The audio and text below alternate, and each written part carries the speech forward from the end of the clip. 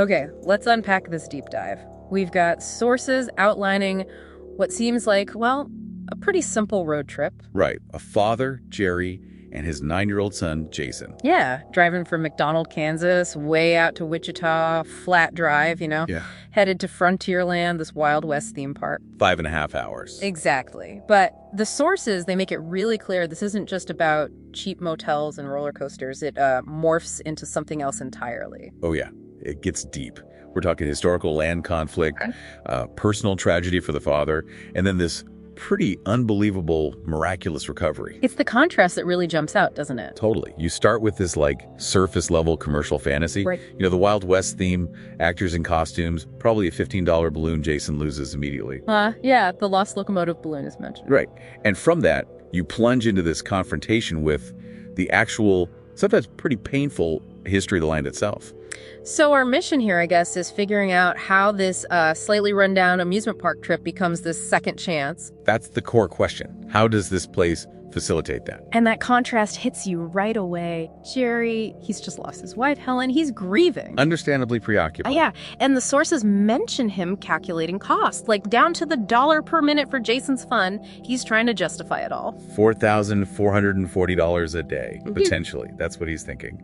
While they're staying at the Highway 96 motor motel for $59 a night, budget all the way. So they get to the park, and you see the usual stuff, the mock bank robbery, sheriff skit.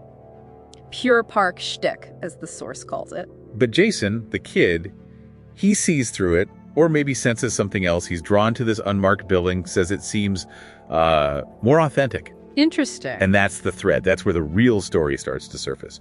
Because this land, it was Chippewa territory. Okay. 100 years ago, the Chippewa were facing all this pressure, modernization, assimilation. You know the story. Right. So, seeking some kind of compromise, they sold a big chunk of land to the Pickery family. The current park CEO's ancestors? Melvin Pickery. The very same. And that land became the foundation, the bones of Frontierland. Okay, so the history is literally under their feet. And then things get really strange. At the water tower slide. Yeah. This mysterious cowboy, older guy, white hair, tells Jason, ask around more about this place and what it used to be. And then he just falls, like his seat breaks or something, 4 stories down. Right. Jason's obviously worried, maybe scared, but Jerry, he just writes it off. Assumes it's more park shtick, like a stunt. Exactly. Just part of the show he didn't see the end of. The first real sign of something, else happening, and it's immediately dismissed as entertainment. Which fits the theme, right? The real being mistaken for the fake, but then things escalate that night. They do. The park at night, the source says it gets darker and scarier. Not just physically dark, but the vibe changes. And they find that unmarked building again. Yep. And this time, they hear chanting, Some unknown language. Sounds ritualistic. Definitely. And inside, they see this vision, almost. A baby appears in a crib, there's a dream catcher, and then, bam! Yeah. A huge being collapses right near them. Jason thinks his dad's hurt. Yeah, he panics, rushes out looking for help, but instead finds this group of Chippewa people. They're performing these intense campfire rituals, singing. So the history isn't just under the park. It's still active within it. And here's the big twist.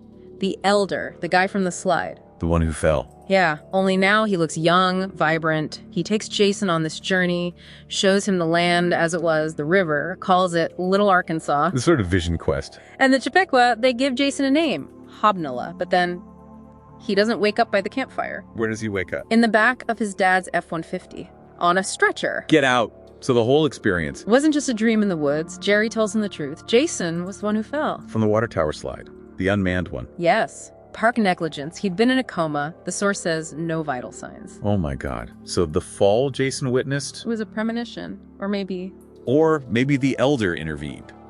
The source mentions the elder, driving the truck briefly, giving a thumbs up. confirming his sacrifice padded Jason's fall. Exactly. And Hobnilla, the name they gave him. What do they mean? It literally means second chance in Chippewa. His journey wasn't a dream. It was that transitional moment between life and, well, not life. Wow. Okay, so how does this all resolve? You've got the park's negligence, the Pickery family history. Well, pragmatically. 3 months later, Jerry and Jason moved to Wichita. And the Pickery family. To avoid a massive lawsuit, presumably? You'd think so. They step in, they sponsor and finance the American Educational Institute of Native Chapeco Culture. Created and run by Jerry and Jason. Yes. So that knowledge, that incredibly profound experience born from sacrifice, leads directly to something tangible, honoring the history. A new appreciation for the land, the heritage. And Jason's final thought in the source material really sums it up. He reflects, how gracious could a man be that he gives his life, even when mankind had done everything imaginable to change the world as it was made to be? That's heavy. Coming from a 9-year-old who went through that. A really profound insight.